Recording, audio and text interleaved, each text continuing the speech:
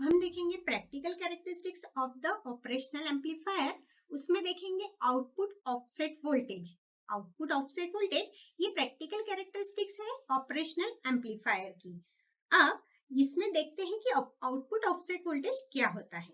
तो जो वोल्टेज रहता है present at the output of the operational amplifier, जो आउटपुट में प्रेजेंट रहता है वोल्टेज, जो वोल्टेज आउटपुट में प्रेजेंट रहता है ऑफ द ऑपरेशनल एम्पलीफायर के, तो उसमें जो डिफरेंशियल इनपुट वोल्टेज रहता है ये अगर जीरो रहा तो उसको हम कहेंगे output offset voltage. Operational amplifier के आउटपुट में अगर वोल्टेज प्रेजेंट है, जब उसका जो डिफरेंशियल इनपुट वोल्टेज मतलब इनपुट वोल्टेज के जो डिफरेंस है वो अगर जीरो रहा और आउटपुट में भी वोल्टेज प्रेजेंट है, तो वो आउटपुट को ऑपरेशनल एम्पलीफायर के आउटपुट को हम कहेंगे आउटपुट ऑफसेट वोल्टेज। मतलब the voltage present at the output of N operational amplifier when it's differential input voltage is zero is called the output offset voltage.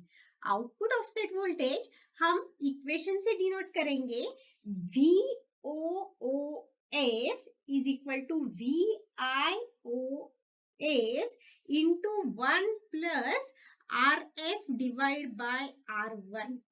यहाँ पे हम देख रहे हैं कि जो आउटपुट ऑफसेट वोल्टेज है ये वोल्टेज है विच अपीयर एट द आउटपुट।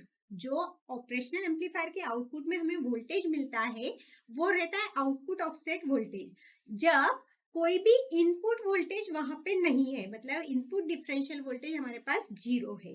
तो आउटपुट ऑफसेट वोल्टेज जो है input offset voltage multiplied by the gain of our op amp circuit configuration.